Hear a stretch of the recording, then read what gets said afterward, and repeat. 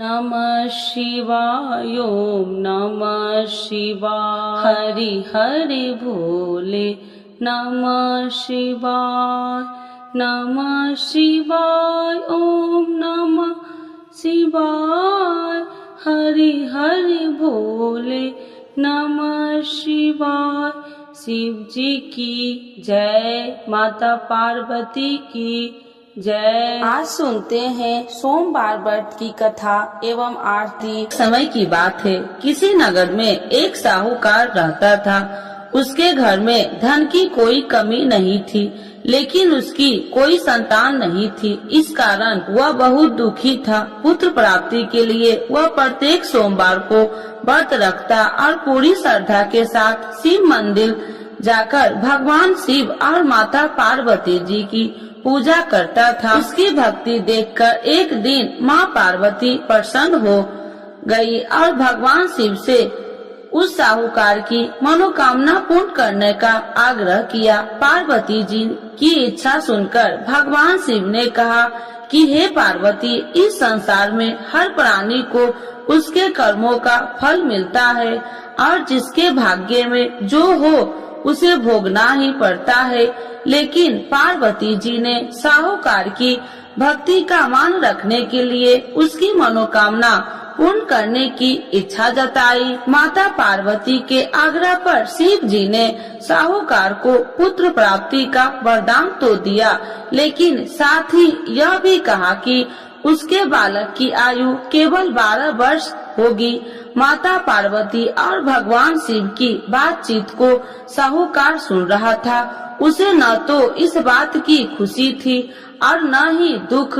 वह पहले की भांति शिव जी की पूजा करता रहा। कुछ समय के बाद साहूकार के घर एक पुत्र का जन्म हुआ। वह बालक 11 वर्ष का हुआ तो उसे पढ़ने के लिए काशी भेज दिया गया। साहूकार ने पुत्र के मामा को बुलाकर उसे बहुत सारा धन दिया और कहा कि तुम इस बालक को काशी विद्या प्राप्ति के लिए ले जाओ और मार्ग में यज्ञ कराना। जहाँ भी यज्ञ कराओ वहाँ ब्राह्मणों को भोजन कराते और दक्षिणा देते हुए जाना। दोनों मामा भतीजा इसी तरह यज्ञ कराते और ब्राह्मणों को दान दक्षिणा देते काशी की ओर चल पड़े। रात में एक नगर पड़ा, जहाँ नगर के राजा की कन्या का विवाह था, लेकिन उस राजकुमार से उसका विवाह होने वाला था। वह एक आंख से कन्हा था। राजकुमार के पिता ने अपने पुत्र के कन्हा होने की बात को छुपाने के लिए एक चाल सोची। साहूकार के पुत्र को देखकर उसके मन में एक विचार आया। उसने सोचा क्यों न इस बालक को दुल्हा बनाकर राजकुमारी से विवाह करा दूं। विवाह के बाद इसको धन देकर विदा कर दूंगा और राजकुमारी को अपने घर जाऊंगा। लड़के को दूल्हे के वस्त्र पहनाकर राजकुमारी से विवाह कर दिया। लेकिन साहूकार का पुत्र ईमानदार था। उसे यह बात अन्याय संगत नहीं लगी। उसने अवसर पाकर राजकुमारी की चुनरी के पल्ले पर लिखा कि तुम्हारा विवाह तो मेरे साथ हुआ है, लेकिन जिस राजकुमार के संग तुम्हें भेजा जाएगा वह एक आंख से कन्हा है। मैं तो काशी पढ़ने जा रहा हूँ। जब राजकुमारी ने चुनरी पर लिखी बातें पढ़ी तो उसने अपने माता पिता को यह बात बताई। राजा ने अपनी पुत्री को विदा नहीं किया, जिससे बारात वापस चली गई। दूसरी ओर साहूकार का लड़का और उसका मामा काशी पहुँचे और वहाँ जाकर उन्होंने यज्ञ किया। जिस दिन लड़के की आयु 12 साल की हुई, उसी दिन यज्ञ रखा गया। लड़के ने अपने मामा से कहा कि मेरी तबीयत कुछ ठीक नहीं है। मामा ने कहा तू अंदर जाकर सो जाओ। शिव जी के वरदान अनुसार कुछ ही देर में उस लड़के के प्राण निकल गए। मृत भांजे को देख उसके मामा ने विलाप शुरू किया। संयोगवश उसी समय शिव जी और माता पार्वती उधर से जा रहे थे। पार्वती भगवान से कहा स्वामी, मुझे इसके रोने के स्वर सहन नहीं हो रहा। आप इस व्यक्ति के कष्ट को अवश्य दूर करें। जब शिव जी मृत बालक के समीप गए तो वह बोले कि यह उसी साहूकार का पुत्र है जिसे मैंने 12 वर्ष की आयु का वरदान दिया था। अब इसकी आयु पूरी हो चुकी है। लेकिन मातृभाव से विभोर माता पार्वती ने कहा कि हे महादेव, आप इस बालक को और आयु देने की कृपा करें, अन्यथा इसके वियोग से इसके माता पिता भी तड़प तड़प कर मर जाएंगे। माता पार्वती के आग्रह पर भगवान शिव ने उस लड़के को जीवित होने का वरदान दिया। शिव जी की कृपा से वह लड़का जीवित हो गया। शिक्षा समाप्त करके लड़का मामा के साथ अपने नगर की ओर चल दिया। दोनों चलते हुए उसी नगर में पहुंचा जहां उसका विवाह हुआ था। उस नगर में भी उन्होंने यज्ञ का आयोजन किया। उस लड़के के ससुर ने उसे पहचान लिया और महल में ले जाकर उसकी खातिरदारी की और अपनी पुत्री को विदा किया। इधर साहूकार और उसकी पत्नी भूखे प्यासे रहकर बेटे की प्रतीक्षा कर रहे थे। उन्होंने प्रण कर रखा था कि यदि उन्हें अपने बेटे की मृत्यु का समाचार मिला तो वह भी प्राण त्याग देंगे, परंतु अपने बेटे की जीवित होने का समाचार पाकर वह बेहद प्रसन्न हुई। उसी रात भगवान शिव ने व्यापारी के स्वप्न में आकर कहा, हे श्रेष्ठ, मैंने तेरे सोमवार के व्रत करने और व्रत कथा सुनने से प्रसन्न होकर तेरे पुत्र की लंबी आयु प्रदान की है। इसी प्रकार जो कोई सोमवार व्रत करता है या कथा सुनता है और पढ़ता है, उसके सभी दुख दूर होते हैं और समस्त मनोकामनाएं पूर्ण होते हैं। तो एक बार बोलिए प्रेम से शिव जी की जय, माता पार्वती की जय। आरती शिव जी की। ओम जय शिव ओमकारा, स्वामी जय शिव ओमकारा, ब्रह्मा विष्णु सदा शिव अर्धांगी धारा। ओम जय शिव ओमकारा, एकानन चतुरानन पंचानन राजे, स्वामी पंचानन राजे, हंसासन गरुड़ासन विश्वाहन साजे।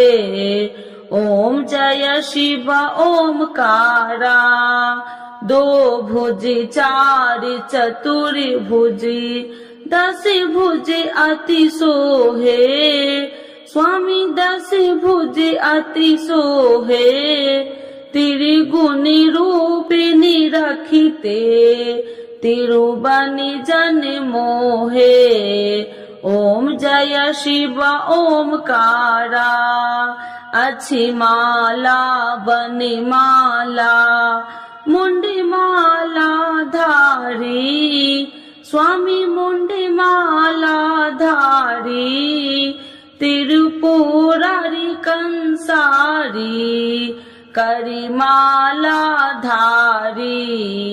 ओम जय शिव ओमकारा, श्वेतांबर पीतांबर बाघांबर अंगे, स्वामी बाघांबर अंगे, सनिकादिकी गरुणादिकी भूतादिकी संगे। ओम जय शिव ओमकारा, करके मध्य कमंडल चक्र त्रिशूल धारी, स्वामी चक्र त्रिशूल धारी, सुखकारी दुखिहारी, जग पालनकारी। ओम जय शिव ओमकारा, ब्रह्मा विष्णु सदा शिव जानति अविवेका, स्वामी जानति अविवेका, मधु कैटभ दो मारे, सुर भयहीन करे।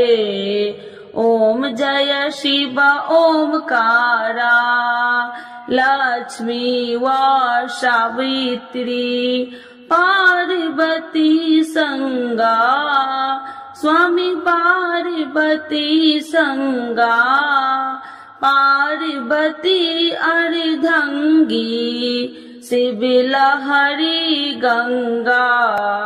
ओम जय शिव ओमकारा, पार्वती सोहे पार्वती शंकर कैलासा, स्वामी शंकर कैलासा। भांगे धतूर का भोजन भस्मी में बसा। ओम जय शिव ओमकारा, जटा में गंगा बहती है, गले मुंडन माला, स्वामी गले मुंडन माला। शेष नाग लिपटावती, ओढ़ते मृग छाला। ओम जय शिव ओमकारा, काशी में विराजे विश्वनाथी नंदी ब्रह्मचारी, स्वामी नंदी ब्रह्मचारी। नित्य उठी दर्शन पावती, महिमा अति भारी। ओम जय शिव ओमकारा, त्रिगुण स्वामी जी की आरती जो कोई नर गावे, स्वामी जो कोई नर गावे। कहत शिवानंद स्वामी, मन वांछित फल पावे। ओम जय शिव ओमकारा, प्रभु हर शिव ओमकारा। शिव जी की जय, माता पार्वती की जय।